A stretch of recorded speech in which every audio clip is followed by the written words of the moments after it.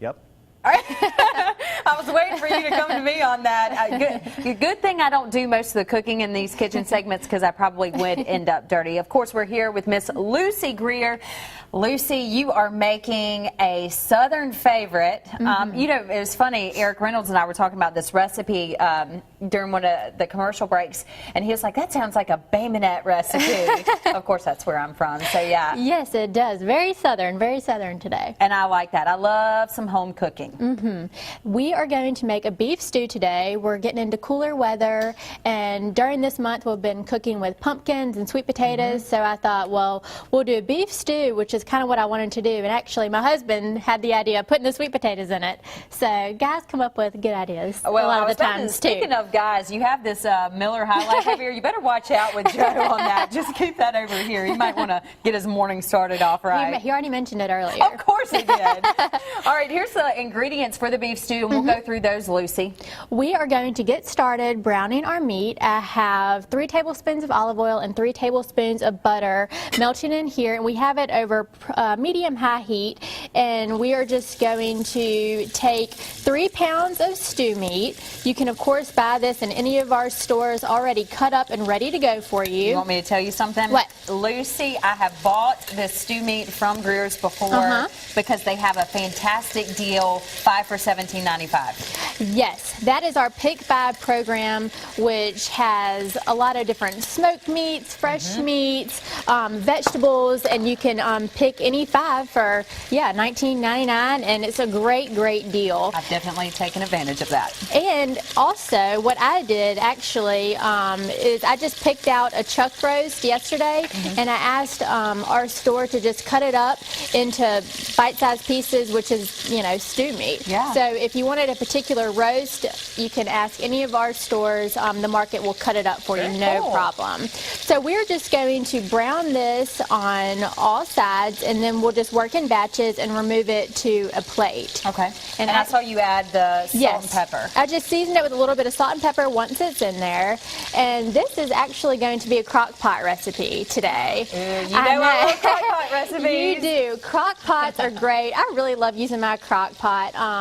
And I got it for one of my wedding gifts, and I use it all the time. And actually, my cousin Stephen and his fiance Andy bought the same crock pot as me, and they are enjoying it too. So we like to share recipes, and once we get everything put together, we're going to let it do the work for us. So we'll just keep working on this and go with the rest of it in a little bit. Now, you told me, we always talk about these crock pot recipes. We know all of you are busy out there. Of course, we have your kiddos having ball practice, trying to get through the daily routine of work and school, and so crock pot recipes are great. You can turn them on in the morning, and then they're done by the time you get home. Yes, and what I like to do too, especially with a recipe like this, is get everything ready the night before. Brown your meat, and that way the next morning you just throw everything in the crock pot and you're ready to go, even faster. And this looks wonderful. A great dinner for your family tonight. You got the beef stew, home cooking, can't beat that.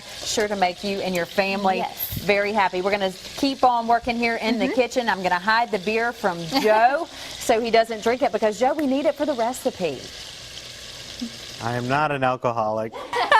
Just so everybody knows. It's sounding a little crazy over there. But yeah, that's cool. Actually, beer is really good for cooking because it does bring those hops and those extra flavors in. So excited to see what Lucy's going to do with that. Hey, a lot of you will be excited. Got a lot of meat on this plate over here. We do. We are finishing up browning our 3 pounds of stew meat for our beef stew. I had 3 tablespoons of olive oil and 3 tablespoons of butter in here over medium-high heat. And of course, we're not cooking the meat through at this point. We are just getting some color on it. And this is going to help us make a delicious sauce with all of this goodness in the bottom of this pan. I do like things that are delicious. Yes, you will like this. This is our beef stew with sweet potatoes and collard greens. So we just did that. Like I mentioned, I just picked out a chuck roast at one of our stores, the Crichton store actually, and they cut it up for me. So if you like a roast, you want to pick it out instead of just picking up a couple packs of stew meat and you don't feel like cutting it up, well, let our stores do the work for you. Just ask them. They'll be happy to do it. And speaking of which, Joe here, being me, has continued my tour of the Greer's locations all across the Gulf Coast. It's funny because every week you come on, I've been to a new one. I was recently at Seward Farms in Loosedale. We've had them on the show before, and we stopped by your Greer's location in Hurley and got some food, and it was fantastic. Well, good. Well, thank you very much. It is so funny. Joe just keeps, hey, I went to one of your other stores. Yep. So we just added half a cup of flour into the butter and the olive oil that was left over from browning the meat. And we just want to use a whisk it around, just get it all soaked up. And then we are going to add 1 bottle of beer to get all of, see the brown bits on the bottom of the pan there. We want to get that up because there's a ton of flavor in there. So as soon as we let a little bit of that raw flour taste cook out just by using our whisk, we will add our beer. And we always have High Life around the house because this is what my husband drinks. Okay. And when we first started dating and I saw that he drank this, I immediately liked him even more because my grandfather used to drink High Life, and it's just something I remember as a kid. That's mainly my dad's beer of choice as well. Really? Yep. It's a good, you know, just kind of a light beer. If you're wanting to marinate, sometimes I marinate chicken in beer. It's a great tenderizer. So not only is it going to give us flavor in this stew, of course the alcohol is going to cook out. It's going to help tenderize this meat even further along with the crock pot. So we will just whisk this around, and now I have the pot on about medium heat. And of course with this flour in here and then with the liquid, it's going to start thickening up. And I'm also going to add half of a can of tomato paste. This is a couple tablespoons, and this is going to give our sauce a real depth of flavor. So we're just going to kind of work this in. And also, I mentioned before that we're using a crock pot to help us out in this recipe. So if you are a busy working mom or dad, you could kind of get this ready the night before, and then that morning just pop it in the crock pot, and then it's going to cook for 8 to 10 hours. That's the funny thing about a crock pot. Everything, you put anything in there and it'll cook in 8 hours, which is great if you're even a student. You know, you have class all day. So this is thickening up nicely for us. It's looking good. And we are going to season it up now. Okay. We have used our pumpkin pie spice a lot with all of our pumpkin and sweet potato recipes. Sure. We've used it in sweet and savory dishes this whole month. So we're going to add 2 teaspoons of that. We're going to add a tablespoon of Worcestershire sauce. We have half a teaspoon of pepper. We have a little bit of heat with 1/8 of a teaspoon of crushed red pepper. Just a little bit. Just a little bit. If you like things a little bit spicier, go up to a 1/4 teaspoon. And then we have some dried oregano. We have some dried rosemary, 2 teaspoons of garlic powder, and 1.5 teaspoons of salt. Now, we have used our whisk and we've gotten all the lumps out of this. That's why you want to use a whisk, and why I kind of put the beer in first and the tomato paste, so it allows you to get those lumps out of there so you don't have a sauce that's not smooth. And then to this, the rest of the liquid that's going to go into the crock pot with all of this is 2 cups of beef broth. How's your right arm doing? You've been stirring like crazy. This is a great workout. In addition, when you make this recipe, you get a great arm workout. If you're working on your buys, your tries.